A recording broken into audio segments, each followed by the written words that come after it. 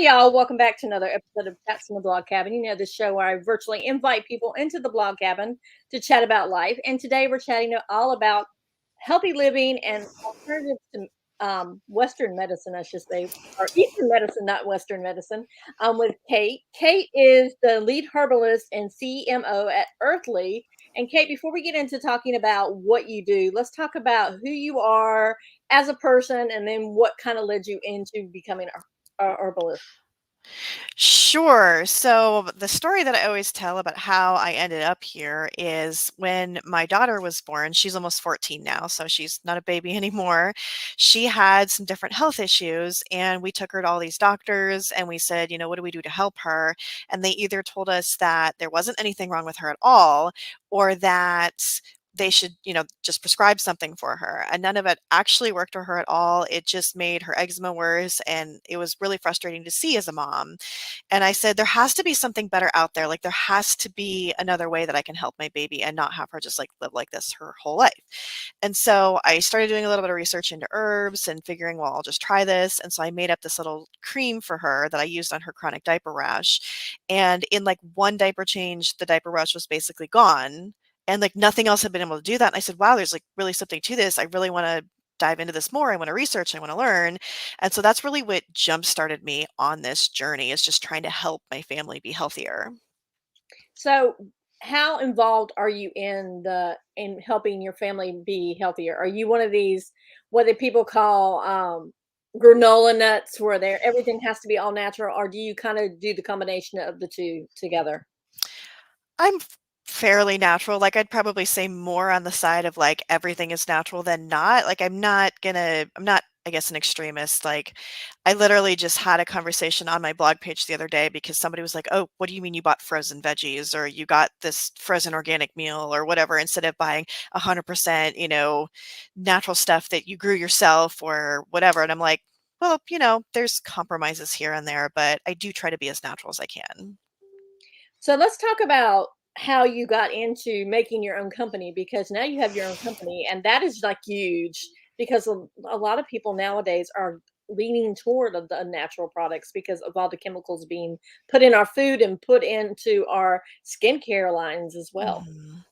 Yeah, so it was actually a dream of mine for a really long time to be able to do that. Because once I started making stuff for myself, then I started my blog so that I could share like recipes and stuff. But I had friends coming to me locally saying, I'm not really a DIY person. I don't want to make this stuff. And I was hearing the same thing from my blog audience.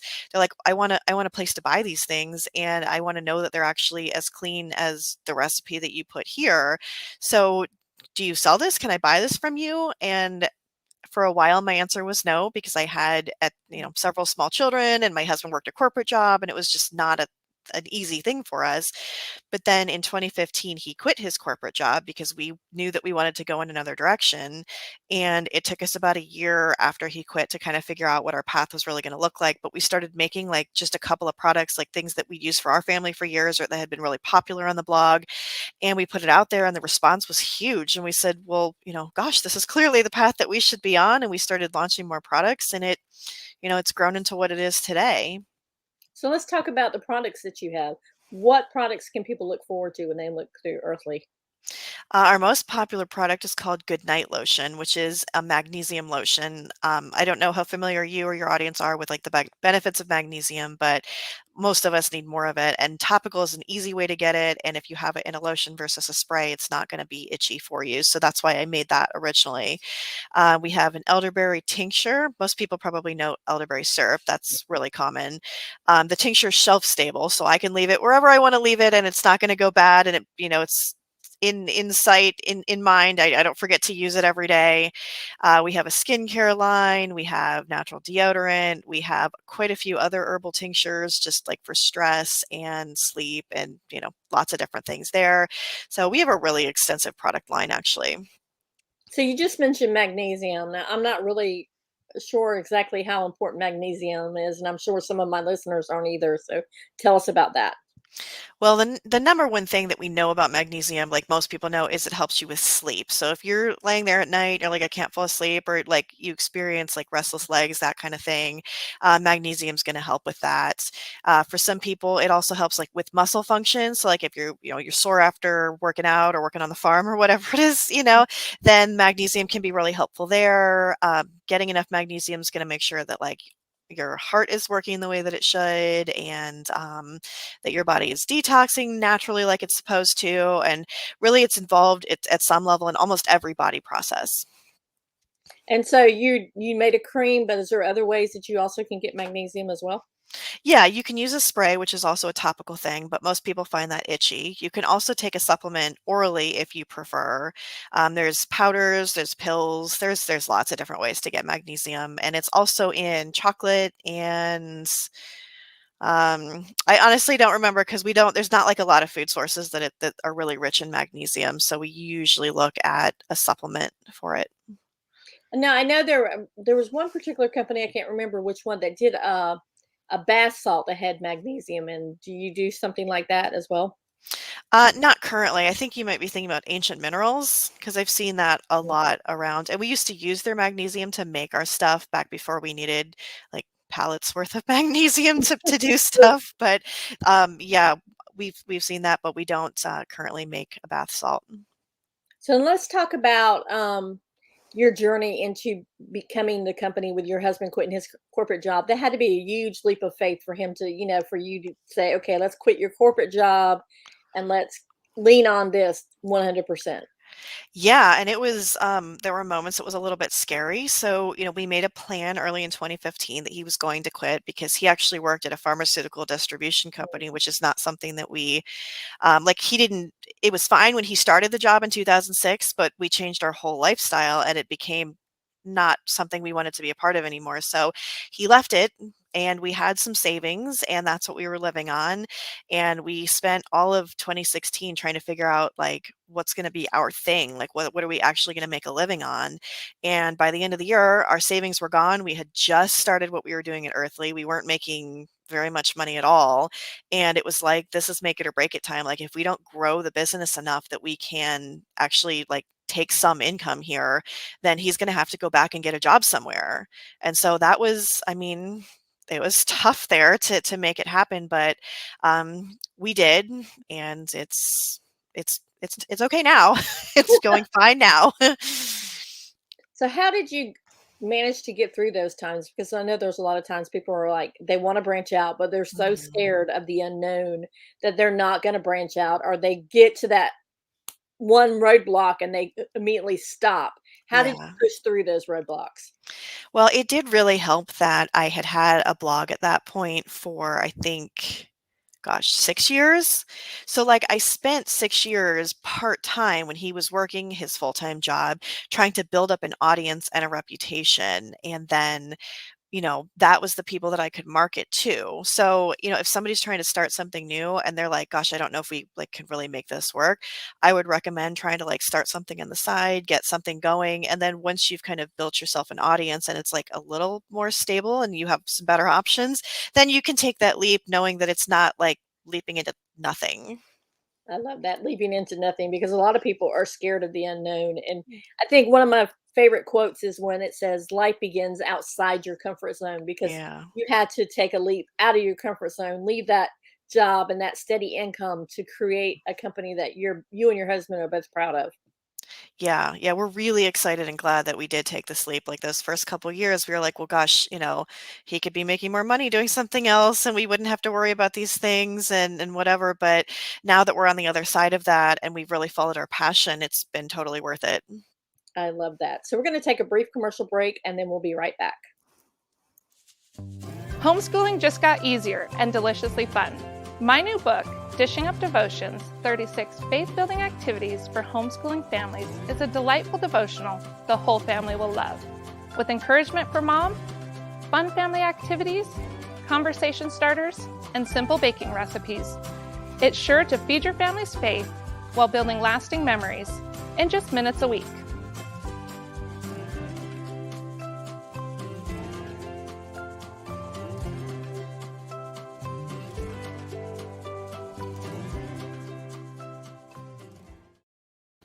And we're back talking with Katie, and we're talking about natural alternatives with your business Earthley.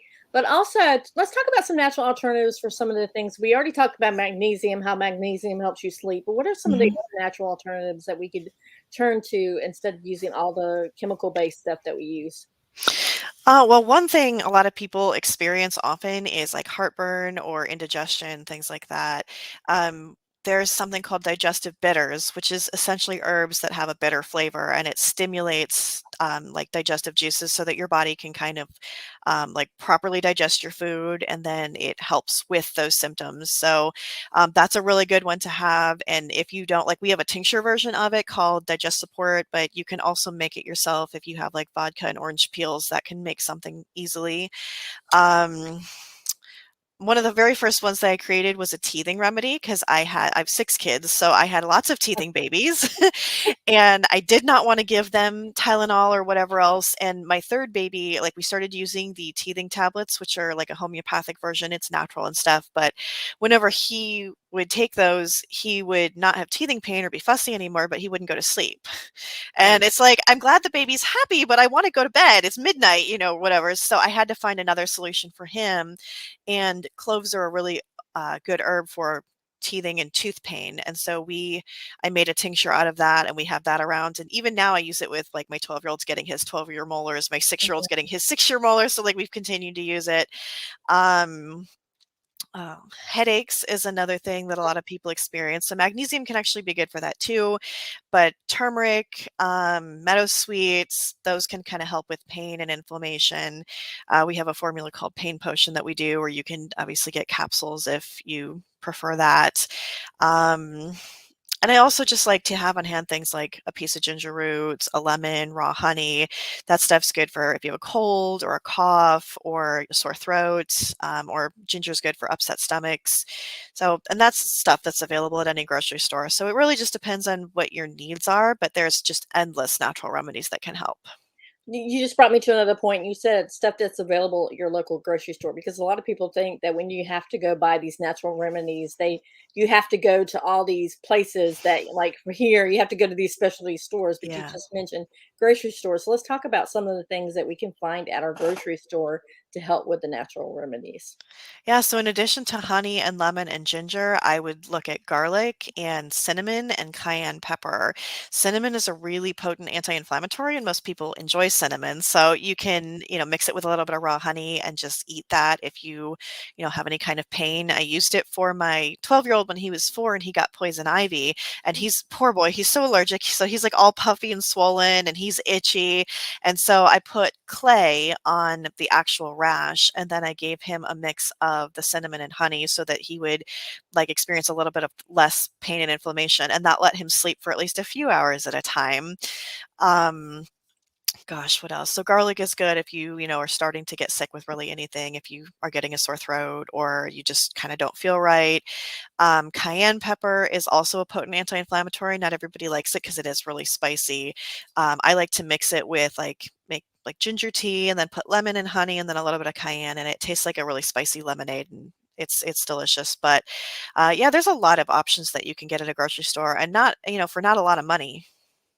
See, that's another thing that a lot of people hit on. You just hit on. A lot of people think that when they buy natural, all natural, it's going to cost them an arm and a leg, and they'd rather just go buy that $5 bottle of ibuprofen or Yeah, that $10 bottle, or the teething remedy that may be yeah. $10 out of vitamins. Whereas there, if you're eating naturally, you're getting some of those vitamins that you don't need to supplement as much.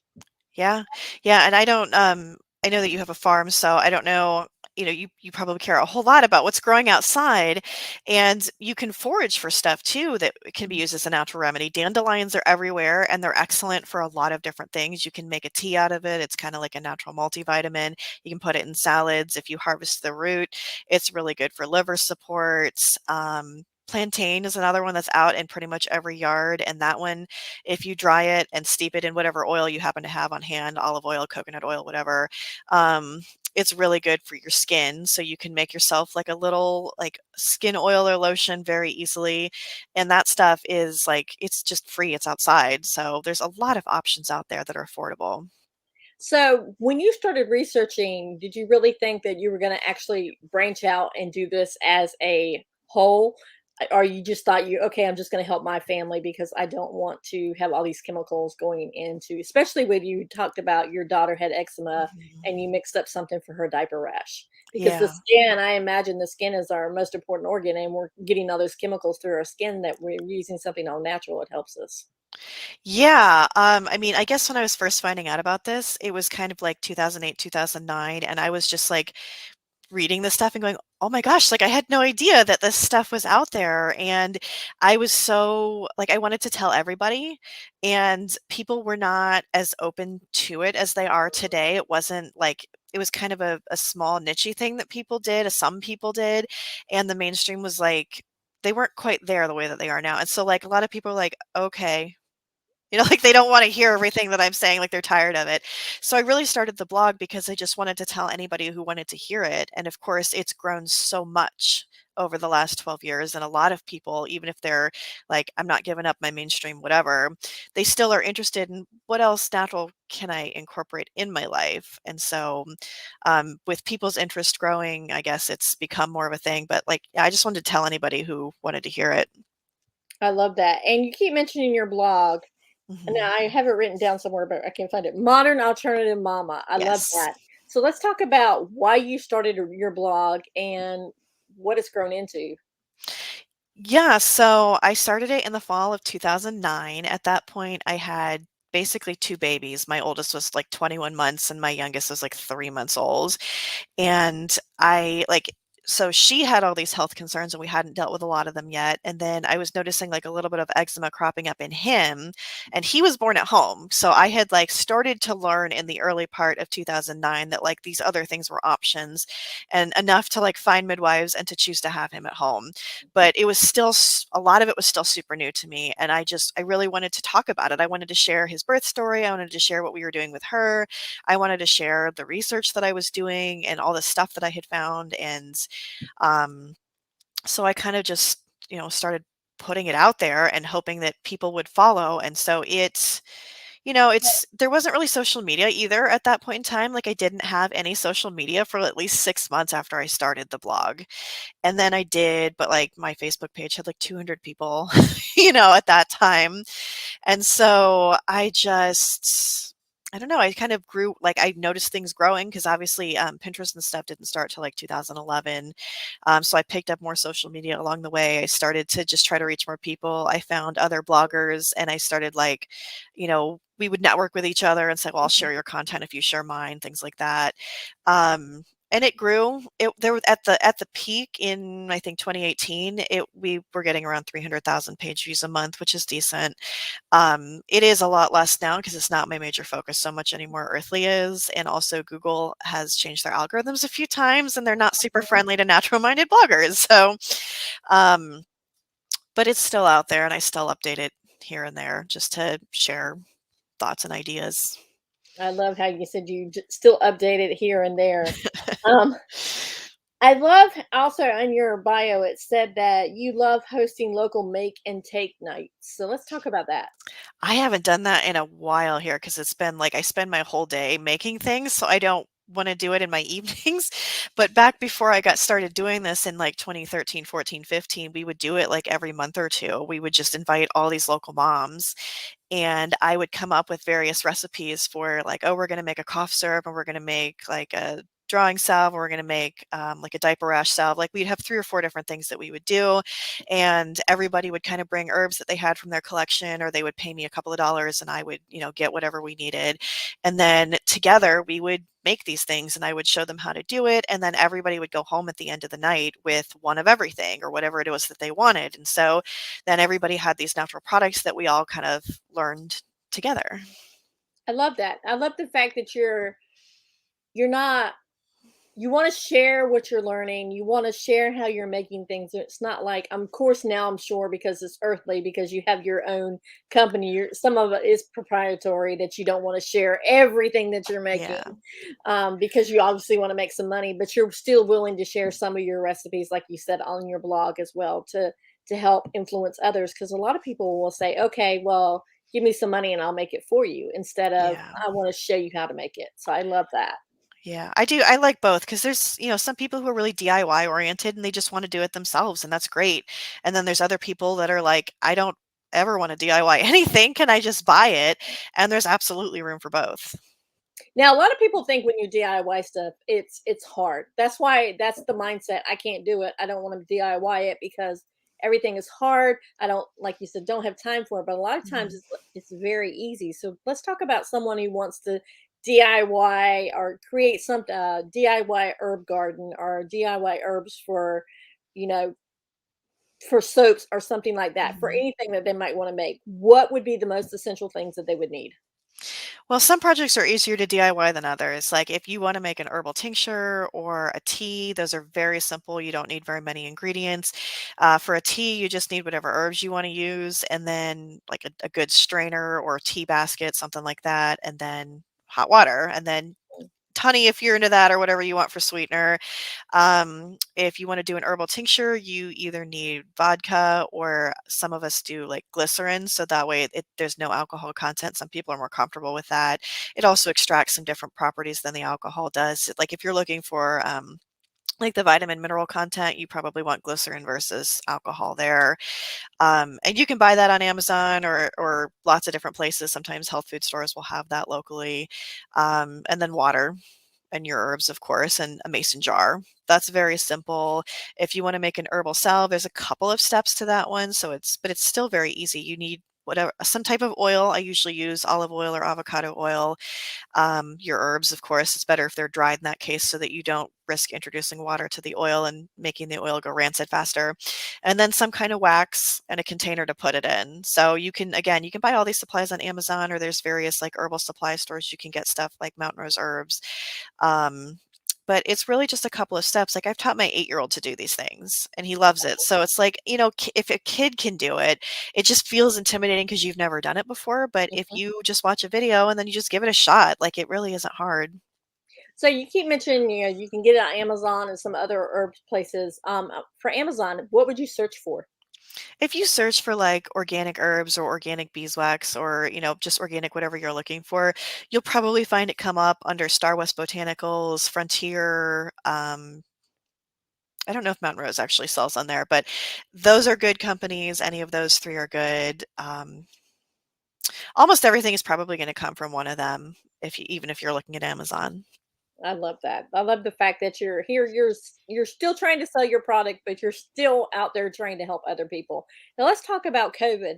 Did COVID hit your company hard, or did it actually increase your sales because people are looking for obviously hand sanitizer and things like Yeah. that, and all now alternatives?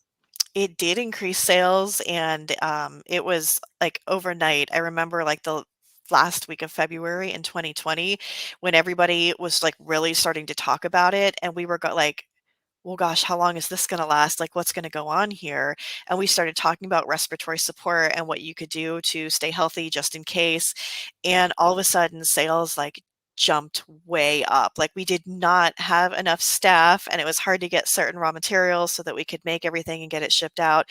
I told my staff, and they fully agreed. It was like drinking through a fire hose for a few weeks there until things kind of started to settle back down. But yeah, everybody was like, what do I do just in case? Like, what do I get to support my immune system? What do I do if I do get sick? Like, how do I help? And so they wanted to get prepared with, everything.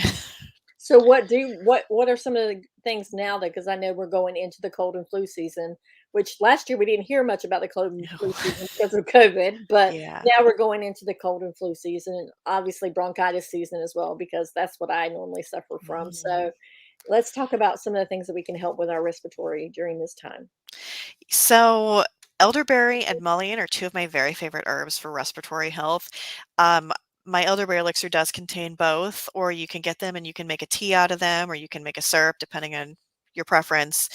Um, Goldenrod is another good one, and that is probably just past the right season, but that's something that grows like as a weed everywhere around us. So I harvested some just from my yard the other week and dried it, and so I have a bunch of that around, and that would make a really nice tea, and it's good for respiratory support. Um, there's some essential oil. I don't use essential oils as much because you do have to be a little bit more careful with them because they're so concentrated, but I like to have balm, mint bush, lemon, and rosalina around because if somebody is like having a little bit of trouble breathing, if they've caught a little something, it could just help them breathe a little bit more clearly. Um, I buy usually Plant Therapy or Eden's Garden, I think I've bought before. And, there's a lot of different brands out there now. I do make a salve called Breathe Well that's already those herbs, but they are good to put in a diffuser too if, like lemon's a good one to just freshen the air and kill germs naturally. So that can hopefully help it make you less likely to get sick. And then just supporting your body in general, making sure you're getting a good night's sleep, that you're eating healthy. Dandelion leaf can come in there, so it can give you like an extra boost of vitamins and minerals. I love that. Now let's talk about my thing just went. When you decided to open up your company full time and your husband went full time with you, and you just talked about having a staff, let's talk Yeah. about your actual process of actually going from making the products. I'm assuming you were making them in your home, and now you have a company that makes them now, and you have a staff that makes them. Yes. So, yeah, we started out with just him and me in the kitchen. We would make a 4-cup thing of deodorant and just sit at the kitchen table and pour it, and that was probably a month's supply, if not longer than that at that point in time. And we had a couple of like my friends working like very part-time for us, like 10 hours a week, that was helping us with social media and things like that. And as we started to grow a little bit at the beginning of 2017, I said, "Hey, would you guys come in here and help us make products a little bit?" And one of my friends that started doing that with me back then is now one of my production supervisors in the company. So she's still here with us. And then as we needed more, I started looking at other friends and friends of friends and just saying, "Hey, would you come work for me 10 or 20 hours a week and just help me do these things?" And we had set up my garage into kind of like a studio at that point. So we put like a little burner table out there. We had like a table, and we would just we put up some little shelves along the side, and we would just do everything there. And we fit in like these little 4 sections of shelves. It was probably like 16 Mhm. feet long, and everything was there. And we we kept using kind of part-time friends through the first couple of years. In 2018, we hired our first like we have no idea who these people are. We're just hiring like an actual full-time job. And that was like nerve-wracking. Like I'm responsible for somebody's full-time paycheck here, at first. That was a lot to take on, it felt like. But um, some of the people I hired then are still also with the company and are in leadership now at the company. And today we have somewhere between 40 and 50 people that work here. Some are part-time, most are full-time. And we have about a 13,000 square foot facility, although we're crammed here and we're going to move next spring to hopefully a much larger place. So it's grown a lot, and it's been quite a wild ride. Wow, a 13,000 square foot facility from your garage or from Yeah. your kitchen table to begin with, and then Yeah. to your garage to the facility, and now looking to expand even more. Mhm. Now, do you make everything by hand or some of it by machines now? A lot of it is starting to move in the direction of machines because we just could not keep up with the volume that we're seeing. Like our Goodnight lotion sells 2,000 units a month, and that would take Wow. somebody like all day, every day to be able to produce that many. So we have like pouring machines and we have labeling machines, and we just got our very first fully automated machine, which was a capsule machine, and we launched our capsule line like 2 weeks ago, I wanna say, like, it was very recent, and so it's a steep learning curve to learn to use these machines, but it is helpful to be able to do more, and so we are moving in that direction more and more. Some things are still entirely by hand, and the smaller sales or smaller items will probably be by hand for a while yet, but, our goal is to really change the way the world sees healthcare, which means we wanna reach as many people as possible, which means we need to be able to scale what we're doing and produce more to be able to reach those people. Now, are you still involved in the day to day? Are you kind of like some days, okay, I'm home with my kids, and then I just kind of pop in, or your husband pops in, or do you guys take days off, or what? So I work in the office physically Mondays and Thursdays every week, and I'm here for as many hours as I need to. And I have leadership here that's every day, and so I spend my time, checking in with them, doing interviews like this, talking to my staff just to, like I know everybody's name. I get to know everybody. That's important to me. Um, And if they need help, like we're trying to prepare for Black Friday right now, and we were trying to prepare for launch a couple of weeks ago. And so there was a couple of weeks where I spent my days on the floor and I was making stuff because that's what needed to be done at that point. I don't do that every day. I'll go weeks or months sometimes without being on the floor, and then I'll be on the floor again. My husband doesn't work in the office as often as I do. He kind of comes in randomly whenever they're like, "Hey, we need you for something," so he'll come in. He was here Friday building shelves for the team because that's what needed to be done that day. He does a lot of behind the scenes like IT, Mhm. computer tech. I don't understand all the details of what goes on there, but I know what the overview of what he does. Um, and when I'm not in the office, I'm working from home a lot, so I'm kind of balancing like homeschooling with like checking my email and my communications, and answering questions for people. And so I'm working all the time, but I'm in the office 2 days a week. Yeah, that's what I was gonna ask you about schooling, but you just said homeschooling. How do you Yeah. balance that too and still find time for yourself as well, self-care? Yeah, I mean, that's a tricky thing. So with the homeschooling, like we've done a lot more online classes the last couple of years, because then we can at least say like, well, you're going to get something even if I don't have a time to sit down and do this with you. The older ones are almost 14, 12, and 10, so they're able to do a lot of stuff more independently, work on their own projects, things like that. I try to carve out 10 or 15 minutes at least a few days a week to sit and like read with the little ones and help them. I ask the older ones if they wouldn't mind reading with them occasionally. They do online classes here and there, but not like maybe once a week or every other week. The little ones, the older ones do it a lot more often. My husband will do things with them. We might do stuff evenings, weekends, just kind of at random times whenever we can fit it in. Um, it's just a lot of kind of whatever happens. And as far as relaxing, we will go and go and go, and then we'll have a weekend like this past weekend where like we've done so much for weeks, then we'll be like, so we're doing nothing today.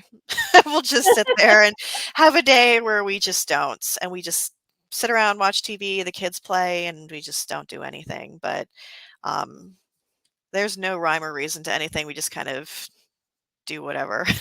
You just go with the flow basically, Yeah. right? Yeah. I have to know with the homeschooling, have you made like some of your herbs and some of your salves and stuff? Has that been kind of like in chemistry projects or things like that, or science projects for the kids? Yeah, we've done that, and, like, my 8-year-old is especially interested in doing that, so, like, he's learned how to infuse oils and make salves, and he's made some tinctures. They all know how to make different types of tea. They've done yeah, we've done a lot with different herbs, harvesting, growing, things like that. And that's one thing that homeschooling gives you that regular traditional schooling doesn't, is the Mhm. ability to teach your kids other things than just the reading, writing, and arithmetic and the math. Yeah. So let's talk about some of the other things that you do with your kids besides, when you're homeschooling them. What other things that options you can do? You mean for homeschooling, other things that they do? Yeah. Yeah, 2 of my boys are doing karate classes right now. We found a nice local studio near us, so they're down there doing that. They love it. They're very physical kids, so I'm like, "You need a healthy outlet for this." Mhm. Um, we've done local art classes at times. They like painting and techniques and things like that. We've done homeschool co-ops at different like kind of on and off for the last 8 years. We've done homeschool co-ops with friends, sometimes more casual ones where we just kind of tossed materials at them and let them do stuff. Other times more formal ones where we actually had classes that they would sit down and do. My daughter wants to own a bakery, so she spends quite a lot of time cooking and baking, developing her own recipes, trying to perfect things like that. Um, we've done a lot of like subscription boxes for my 10-year-old wants to be an engineer. So like he'll build his Eureka crate or his Kiwi crate, whatever it is that he has, and he likes to learn about that stuff. Um, we've done a lot on Outschool. That's where we do a lot of our online classes. So they can learn from teachers who know things that I don't know. Mhm. um, Sometimes I just issue them challenges like, hey, you guys can write a persuasive essay for me about a thing that you want that costs us up to $20, and the one that writes the best one gets the thing that they want. Oh, wow. Just for fun, why not? So we get creative with it, kind of whatever we think of. I love that. Well, our time is almost up. Is there one last thing that you want to tell people about herbs or about going all natural or anything like that? It doesn't need to be hard, and it doesn't need to be all at once. If you can find something that you can try, just pick a project, pick one thing, even if that's literally going outside and picking some dandelions to put in your salad today.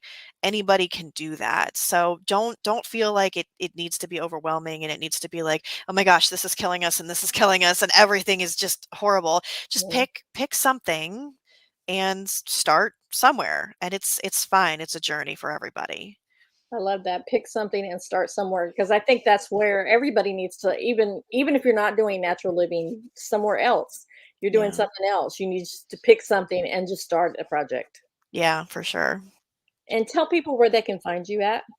So they can find me at earthley.com, which you have on the screen right now. They can also find me at modernalternativemama.com, and they can find me on Facebook under both of those business names and TikTok as well under Earthley.